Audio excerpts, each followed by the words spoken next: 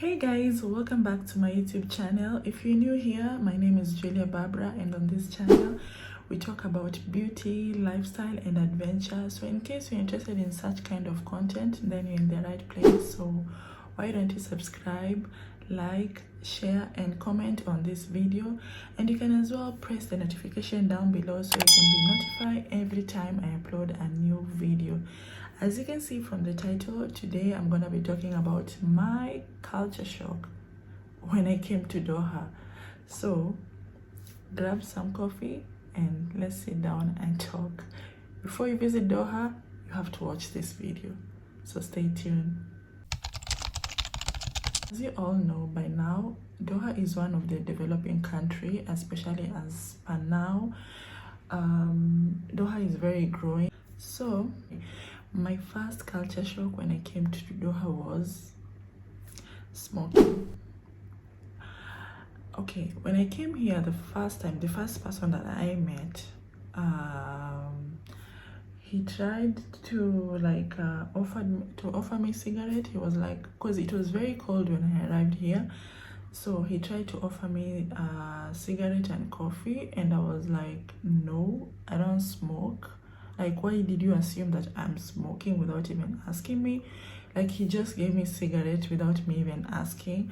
So I was like, why did this person even assume that I'm smoking? And he told me like, most people here smoke. Okay. And then I assumed like, okay, because it's cold. But eventually when I started living here, like going out, and I noticed like everyone smoke in this country. Like, smoking is normal. And I come from Kenya, whereby like when a woman smoke, they always feel like you're a prostitute or something.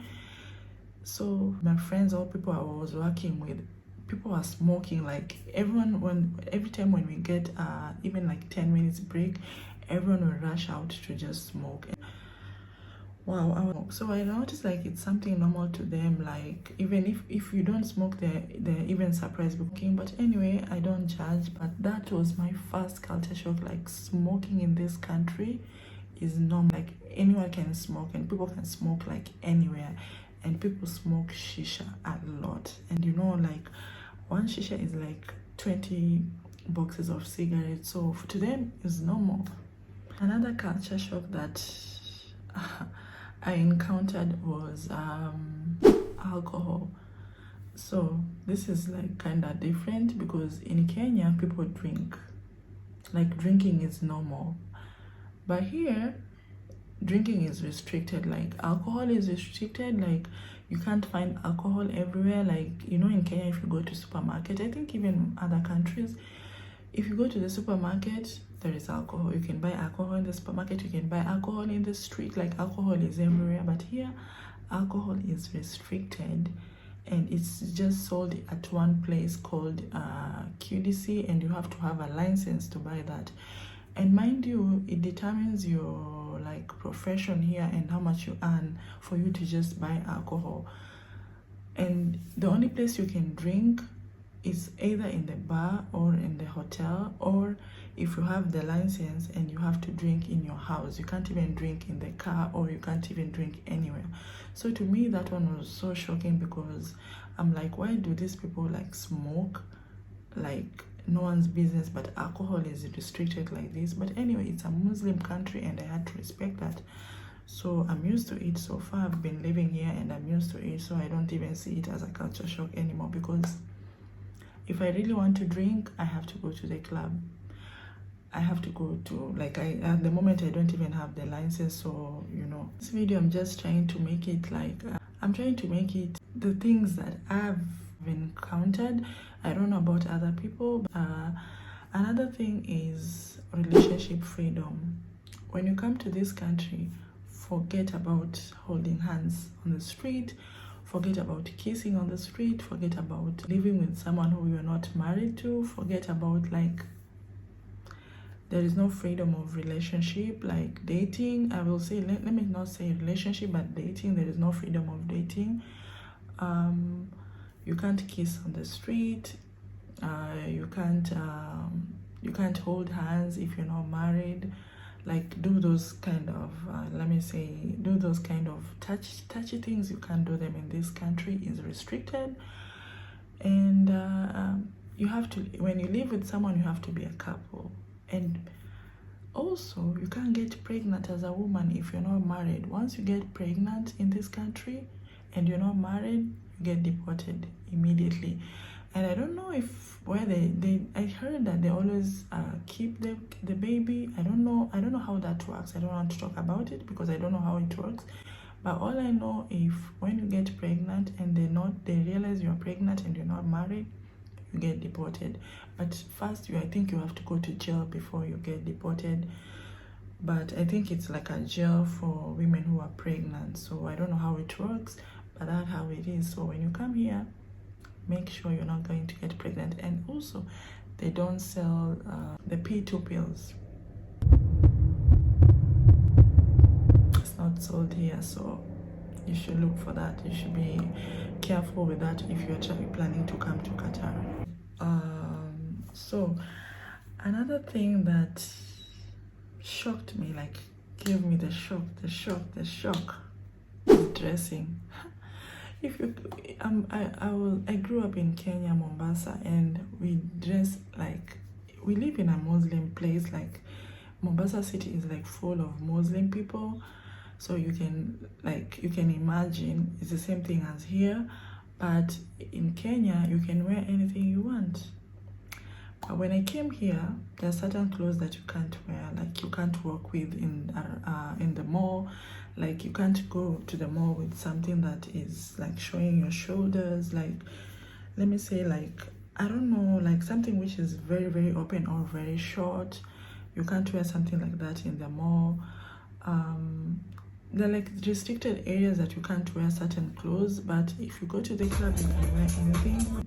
That one, they don't mind. You can wear like a short dress if you want to go to the club, but you can't wear like the same short dress going to the mall or walking around the road or something. You can't do that. So in case you're coming here, like try to change your suitcase and repack again. But anyways, just bring anything you can bring, because you can still wear those outfits you want, but you have to wear them in specific places, and that's like only clubs. But outside, in public area, you can't wear anything short or anything like showing shoulders, especially in schools here. If you're going to school, if you're going to like so many places, like they have restricted clothes. But again, we're used to, and we have to respect their culture, so we just do as per what they want, because you're in their country, so you have no choice. And another thing that I was shocked about is lack of food options. So I will talk about my country. In Kenya, we have like variety of food. Like in a day, let me say in a week, you can decide to, like, you can eat different kind of foods. Let me say, like, if today you are having fish, tomorrow you can have something else, and like even in lunchtime you can have something else, like something like that, you understand. But when you come here, there's options are very like less, like to choose from, especially if you're a foreigner. I think for them, they're used to it.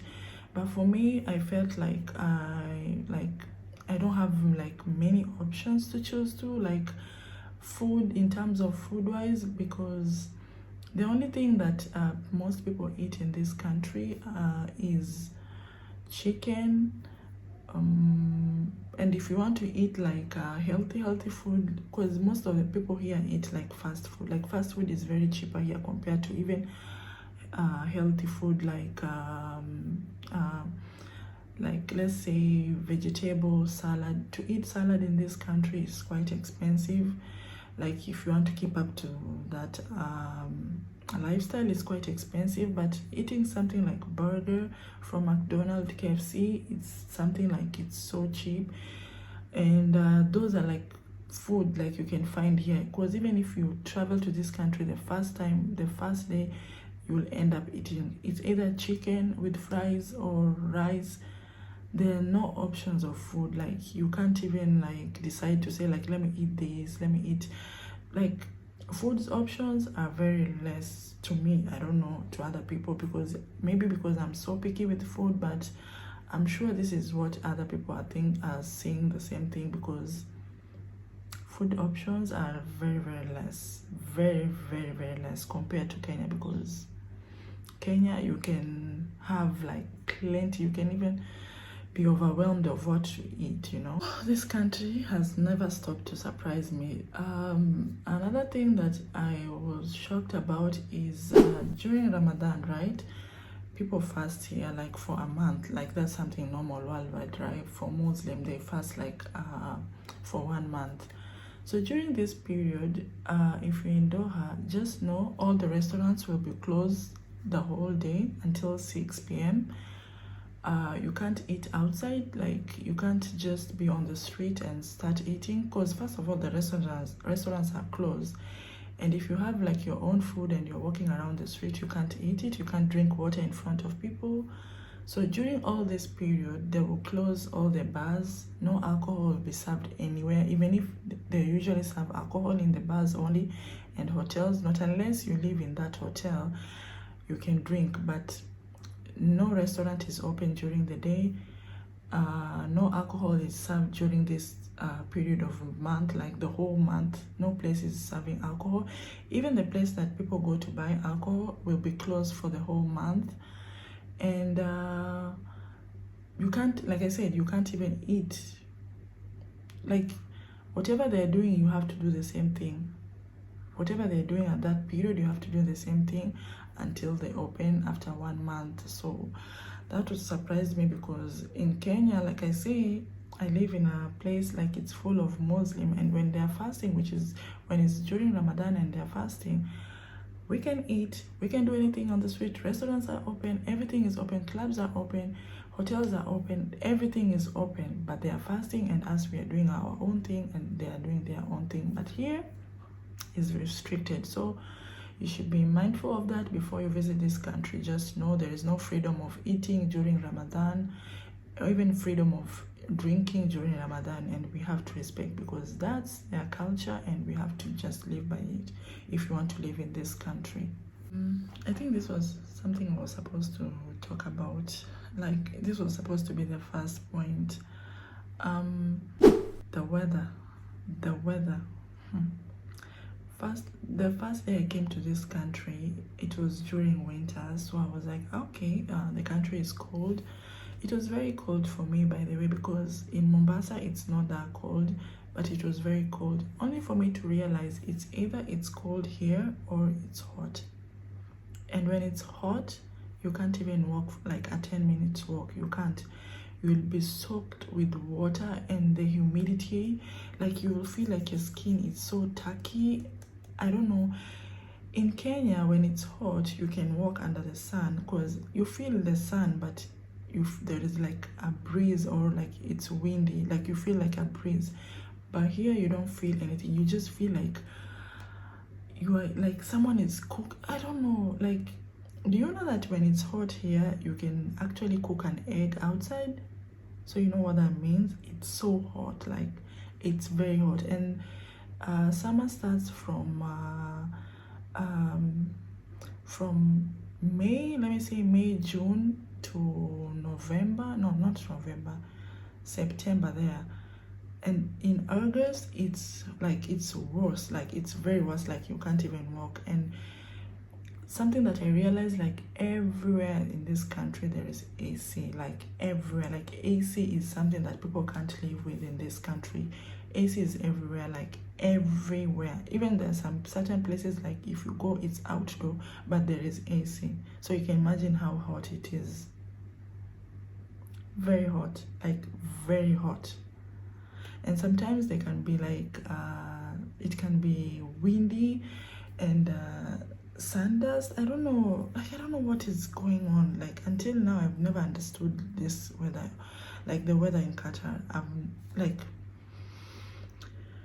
A lot of people decide to move out of this country. I think it's because of weather. They can't even handle it. But so far, we've get used to it. Like during summer, you won't see people outside. People don't even walk outside. They don't even try it. But even if they have to be outside or sit at the restaurant, there will be AC like everywhere. Everywhere there will be AC for them to survive. It's very hot. And also, so in I think this is all over the world.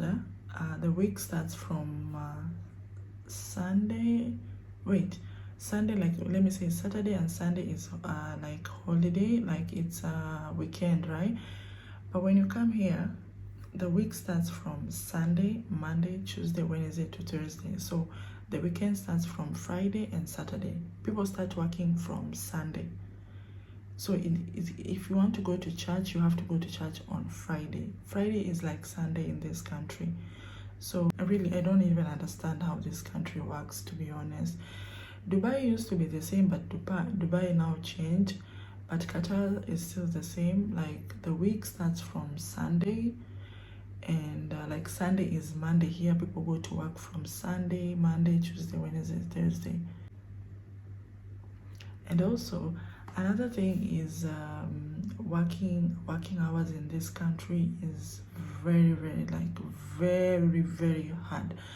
Like especially for unskilled jobs, you can work for even 14 hours like straight. Not unless you're working in a government company, you'll be lucky. But if you're working under a private company, you work like 14 hours straight in a day, and you just get only one day off. It's not like Kenya that you will be off on Saturday and Sunday. No, you will get only one day off, and that's it. Depends with your company. If it's most of the companies, especially if you're working in the hotel, you'll never get an off on Friday. No, hotels and restaurants. So that you should just forget it from your country before you come to this country. You have to. And also something else I noticed about this country is racism. I don't like talking about this, but anyway.